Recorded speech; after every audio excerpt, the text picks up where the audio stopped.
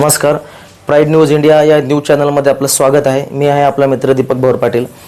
मित्रांनो, विषय असा आहे की महाराष्ट्र राज्य शिक्षण परिषद ह्यांच्याकडून अशी माहिती आलेली आहे की जवळपास 1ली ते 5वी आणि 6वी पर्यंत टेक्स्टबुक बदललेले आहेत सेमी माध्यमाचे, आणि ते पाठ्यपुस्तक बदलल्याच्या नंतर आज जवळपास शाळा सुरू होऊन काही ठिकाणी 15 दिवस झालेत, काही ठिकाणी विदर्भात जर आपण गेलो तर 2-4 दिवस झालेले असतील, पण मराठवाड्यामध्ये किंवा इतर ठिकाणी शाळा सुरू होऊन जवळपास 15 दिवसाच्या वरी दिवस उलटलेले आहेत, तरीही मार्केटमध्ये पुस्तके मिळत नाहीयेत.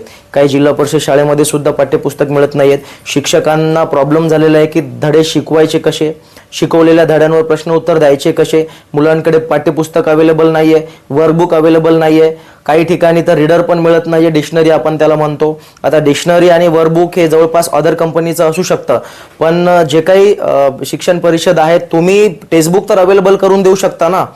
जेव्हा एखादा सिलेबस तुम्हाला बदलायचा असतो तेव्हा तो सिलेबस तुम्ही काय 1 महिन्यामध्ये 1.5 महिन्यामध्ये तो सिलेबस विचार करून मंडळ स्थापन करून तुम्ही ते बदलू शकत नाही किंवा बदलत नाही आहात.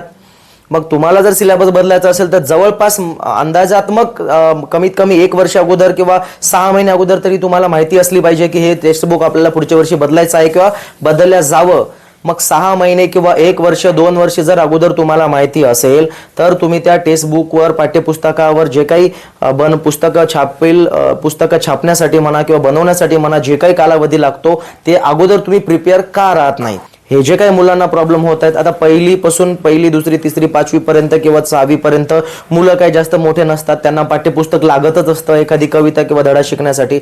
मग पाठ्यपुस्तक नसताना मुलांना कळणार कसं, आणि शिक्षकालाही जर पाठ्यपुस्तक अवेलेबल नसेल तर त्यांनी आणायचं कुठून शिकवण्यासाठी, हा सर्वात मोठा प्रश्न आहे. सगळीकडे पेपर फुटी प्रकरण असेल, सगळीकडे गोंधळच चाललाय शिक्षण विभागामध्ये. कोणीतरी चांगला शिक्षण मंत्री द्या जे करून हे सगळं सुधारेल, लवकरात लवकर प्री प्लॅनिंग करेल. अदर ठिकाणी प्री प्लॅनिंग बरी असते किंवा अदर ठिकाणी प्री प्लॅनिंग खूप चांगली करता तुम्ही लोक, मग शिक्षण विभागामध्ये का नाही करत, हा सर्वात मोठा गंभीर प्रश्न आहे. मुलांनी कसा अभ्यास करायचा. आणि आज शॉपमध्ये जर इन्क्वायरी केली, मी शॉपमध्ये जाऊन इन्क्वायरी केली तर त्यांनी सरळ सांगितलं की 15 दिवसाच्या नंतर पुस्तकं, वर्कबुक किंवा डिक्शनरी येण्याची शक्यता आहे.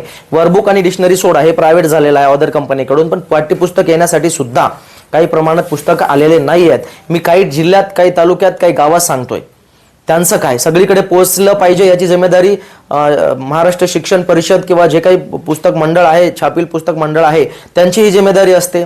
त्यांनी जिम्मेदारी पाळायला पाहिजे होती आणि सर्वे करायला पाहिजे होता, कुठं पुस्तक मिळतायत कुठं नाही मिळतायत, ताबडतोब पुस्तकं तिकडे प्रोव्हाइड केली गेली पाहिजे, विद्यार्थ्यांचं नुकसान नाही झालं पाहिजे.